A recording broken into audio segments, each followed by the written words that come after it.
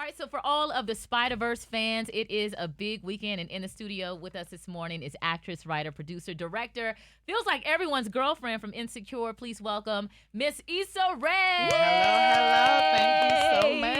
Is it Happy to be here. Issa? Because I've been saying Issa. it's Issa. I've been saying Issa. Issa. Oh, you didn't even have to tell me that. I wouldn't have known. Yeah. I would not have known. Yeah. You could have texted to me, like, Maria, did you say it right? But it's all good. I want to make sure. So.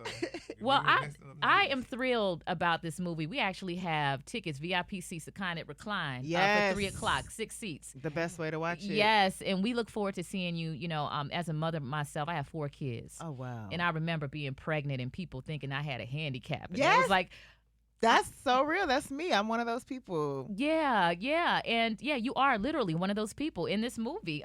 Jessica Drew, you actually play the first pregnant Spider-Woman superhero. Yes. And I think that's just such a great thing for people to see on the big screen. How do you feel about that? I'm so glad you think that. Yeah, I have been one of those friends who's just been like, girl, are you okay? Can you even do this? Can you do that? And so when I found out that Jessica, I would be playing Spider-Woman, first of all, I was mad excited. Mhm. And then when I found out that they were putting the pregnancy arc in there, I was like, oh my gosh, how's that going to work? Is the baby going to be okay? Okay. But then I was like, she's a literal superhuman and a superhero. And I thought it was a nice commentary on the fact that, you know, a lot of pregnant women are out here being superheroes. They're getting the work done. They're getting the job done. Like, it doesn't stop just because you're pregnant, as you know. And so that's one part of her. And she's just kicking ass while carrying a baby. Now this is interesting because pregnant, a superhero pregnant. Now this is all new and then a black woman playing the character. I mean, Yeah. how did that happen? You know, they just hit me up to be a part of the movie, and you know, they created their own version. I guess, an amalgamation of different Spider-Woman stories. So, you know, they just presented this character to me, the design, and that pregnancy arc was actually an arc that existed in one of the original Jessica Drew Really? comics. So they just decided to make it their own. So how did you prepare to play a pregnant superhero? You know, I have friends. My sister pregnant right now. For me, it was just about like, this character is action oriented. She's about the fight. She's trying to save the world, and that's kind of what I focused on. And then I thought about, like, you know, other pregnant heroes, quote unquote, I've seen on TV. Do y'all remember Fargo? Mm-hmm. That was a good movie. Yeah. Shout out to Frances McDormand, but she was like a cop fighting crime while pregnant, trying to solve, you know, a murder. And, you know, thought about just even watching her and how that kind of took a backseat, except when she was in danger. So because my character is kicking ass, not to, you know, spoil anything, I didn't really fear for her as much. And it was just about just immersing myself in who she was. Were you a superhero, Maria, when you was pregnant? I'm a superhero right Hello? now, before and after What? pregnancy. All right, just being a black woman makes me a superhero. Okay, the cape is just constantly on. Yes. Don't you see it? Okay. And I love that her character is not like disguised. Like No. everyone knows who she is, and that's not very common with superhero Not movies. at all. She doesn't wear a mask. She's just out here with her face, and she's like, you know, I don't care if you know. Doing like him. I do to these stores with my mask on. So, You wear your COVID mask I keep it going. because you don't want it to get recognized. Mhm. Yes, because you are a hero too. You're too famous for that. People must come to you all the time and try to crack jokes. And not just that, and just, you know, sometimes when you're in places you just don't want people to see you at. Yes. You know, you just wear your little mask on, and I keep mine on. They don't still recognize you. They do. Yes, They recognize the it's walk. so crazy. It's the walk. I think, You ain't gonna miss that. Somebody Yeah. said, they said the way you walk, people know who you are. But my thing is, I still keep that mask on because you still don't know it's me. You can say it's me, but I'm not gonna answer. So you have more of a reason to like ignore. Mhm. Well, now they're gonna know it's you because of this interview. Exactly. Now they're gonna know. Well, I mean, Issa, I'm sure that. I don't know if you feel this way, but your career has just been so amazing to watch from your YouTube days all the way from you being a part of now, like the Marvel family. Did you read Spider-Man comic books and play with Spider-Man toys? And does it feel ever like surreal, or like, oh my gosh, I'm in the Twilight Zone? Like, this is where I am right now from where I started. All of the above. Mhm. Yes, I've been a fan of Spider-Man since I was in 3rd grade. And I think, to answer your question, this moment is when it like hit me. When I got the call to be a part of this, it literally felt full circle. And I don't really tell my family anything. My mom always complains, like, why am I finding out you're on Essence from my friend? Why am I finding this out through this? But this, I hit them about it. I was like, Mhm. yeah, you would never believe that, I got cast in the Spider-Man movie, and they know how much I love him. So they were just super, super excited for me. And that felt for the first time like, oh my gosh, I'm living my dreams in Yeah. a sense. And it didn't feel like, oh, I'm working, which is how I constantly feel. Like there's always a goalpost that I'm trying to attain. And Mm. this just felt like fun. But speaking of living your dream, I don't know, I guess we could talk about this. Barbie. Yeah. You're playing Barbie too. So are you the Yeah. little it girl? Or what? Not just Barbie, but President Barbie. Barbie. President Yeah. President Barbie. Yeah, that was another one of those things where it was not something that I imagined for myself. Yeah. But you get the call and you're honored. And you have good people. I Somebody have represent you. good people. I actually met Greta Gerwig, who directed and co-wrote the film a long time ago at like an award thing. And I don't really like to go out like that. I'm kind of like you, where I would wear my mask. And I just happened to go to that, and she had Lady Bird at the time, and she came up to me and she was like, oh my gosh, I really like your show Insecure. And she was so nice. Mm-hmm. And we had a moment where we like took a selfie together, and I just remember thinking, oh, she's so pleasant. And so she called me, to be a part of this, and was like, had the nerve, and I've been following her career, and she had the nerve to be like, I don't know if you remember me, but I'm doing this movie. And I was like, girl, what are you talking about? Of course I remember you. And it was just one of those things where she thought of me just because I was at an event, and because she watched Insecure, and I thought that was so special. So you never know who's watching. Yes, it's a little. I'm feeling a little slight flex. I mean, they called me for the roles. You know what I'm saying? It doesn't I was always gonna ask happen you, did that you way. audition? You like? I mean, they called me, and I had to jog my memory to see who they were. Not even. Yeah. I'm a terrible auditioner. I get very, very nervous. Really? Oh my god! I would never have think that. blown. Some roles, yeah, they'll still, they'll make you audition, and I respect it. Like, you want to know, especially if you're, a renowned filmmaker, you want to know that you're not making a mistake on the person. And for some reason, even if I feel like I can do it, my nerves just get the best of me. And I'm not saying it because you're sitting, but you kind of give me Barbie. Well, thank you. Can play a Barbie, and I love the you. way your makeup is applied and everything. Thank you. give That's shout me out to my makeup artist, Yeah, Joanna. you give me that Barbie effect. Thank you so much. Yeah. Everybody, the Barbie movie is very representative of so many different types of women, and that's what I love about it. Because I was when I had to go shoot, I was coming off of Insecure, and after Insecure, I was like, and I had finished the second season of Rap Shit. I was like, I'm not gonna be on camera for a minute. I'm eating everything. I'm not, I'm letting myself go. And so then I got the opportunity, and I was like, oh no, like I'm not gonna be right in time, But when I got there, she was just like, I want. I want all the different types of versions of Barbie. It wasn't this perfect thing. And yes, Barbie Land is perfect, but I was kind of self-conscious, but reassured when I got there. Yeah, you're giving fresh out the box Barbie right now. Fresh out the box, I'm looking girl. at it, I'm like, she's giving me Barbie. I'm just you like, know?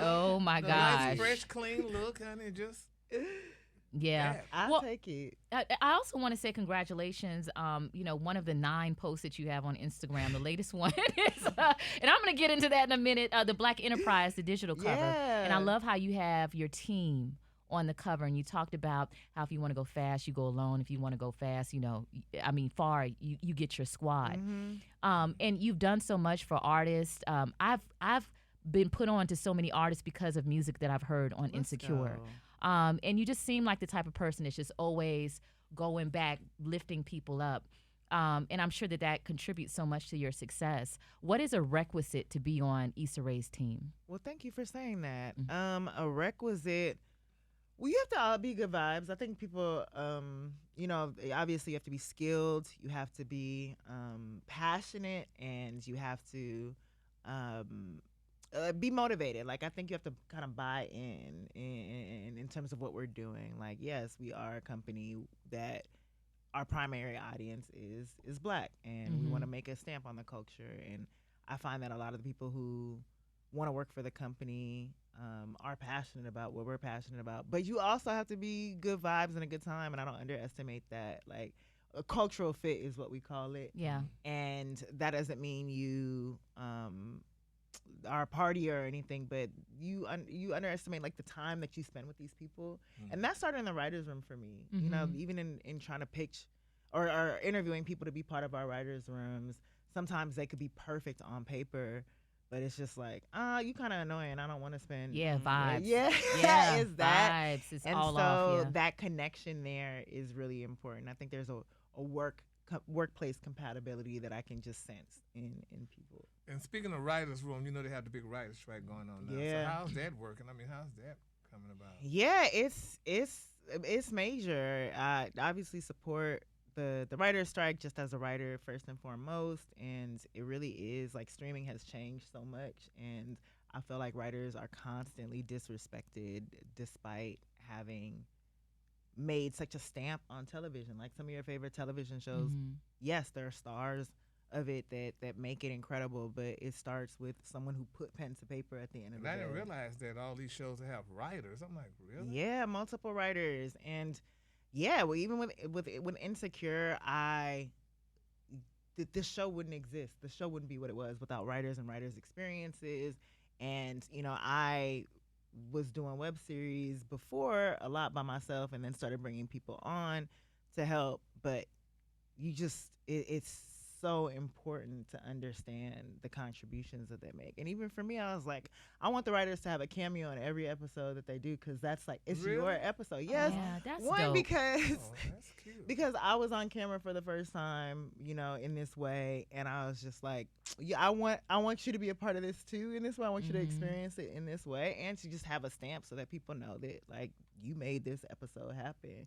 And so some of them, a lot of writers are not camera people. They were shy about it, and we're like, you just doing this to get back at us. And part of that was true. It was fun, but it was just like people need to know who made this possible. So, Issa, where you from? Where you originally from? I'm from LA. Oh, really? Yeah. Doesn't she give you LA feels? She don't really got me, because she almost gave me a southern vibe. I mean, being so healthy, being so what word am I looking for? Where she spread the love. Everybody don't spread the love, honey. Some people just keep it all to themselves, and you seem like the type of person. Yeah, that's Thank really you. That's a touching. compliment. My mom's from the South. She's from Louisiana. Really, My me too. family's Which from- part? New Orleans. Really? Where are you I'm from? I was born in Opelousas, but I was raised in Port Arthur, Texas.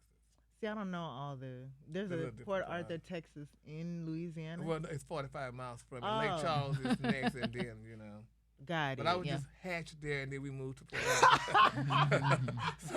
so that's how that was.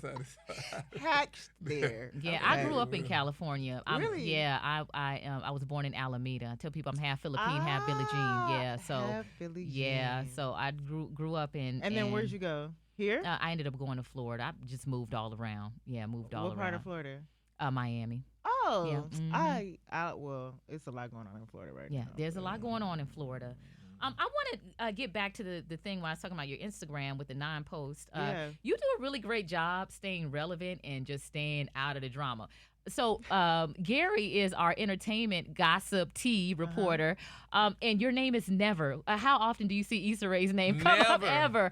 Ever? And you do Thank such a God. good job just remaining private, but folks are still always interested in what you're doing, and not a lot of celebrities are able to master that type of balance. What has been like the key for you in maintaining your privacy while still continuing to do those projects? I mean, I want to stay out of Gary's mouth. Yeah. High key. I think it's just you know best. You don't have to put everything out there. I think there are times. There's never been an instinct for me to be like, oh, I'm going through this shit. Let me post about it, because I don't want people to know, and I want to deal with it privately. And then just being a nosy person who has a group chat, I also see, what drives people and motivates people. I think somebody called me and told me you have the same people Jamie Foxx has, but I don't know. What? See, he's trying to drop a little palm leaf right there, just a little bit, just sprinkle a little bit in. I thought somebody I just told you, he said about all that mess, Gary. He said, let me just try and slide something in real quick. I thought somebody had just called me that. That. But quickly before we end this, though, I want to ask. Now, I heard you open up your own studio. You're going to open up your own studio? I'm trying to. That's Really? my mission. That's like the North Star for me. It's to have a studio in that'd South be LA nice. where I grew up. Yeah. I mean, Tyler Perry has just shown what is possible. I love what he's done out here, and just what he's been building. And, even before that, that was a goal, just because I see that the need of it in LA. But seeing how he was able to do it is absolutely motivational. Yeah. Well, good luck to you in your endeavors. So. Thank you. Yeah, Thank you so congratulations much. on everything. We're looking forward to all of your movie projects. And real quick, for folks out there who are trying to get in the business or pursuing their dreams, we know you started on YouTube. A lot of people think that they need to be noticed or they need to be validated by a company or a celebrity or person to pursue their dreams. And you did it and stepped out on your own to do it. What advice do you have for folks out there who are trying to do the same? Gather up the squad, gather up the team. I didn't do it fully by myself. Mm-hmm. You know, I had so many other people who were just as passionate as I was. And also there are a lot of other mediums now. It's different. You know, TikTok exists. Obviously, Instagram exists. Find the next platform and find like what you have to say that nobody else is saying. Awesome. Good stuff. All right. The new animated sequel, Spider-Man Across the Spider-Verse, drops tomorrow, June 2nd. And, of course, you can see it in theaters tonight. And Barbie hits theaters on July 21st. And, of course, they can follow you on social media and see all 9 of your beautiful Instagram posts. At Issa Rae, they rotate. They rotate. They rotate. That's what's up. Thank you so much, and continue blessings to you. Thank you so much, you guys. Thank you.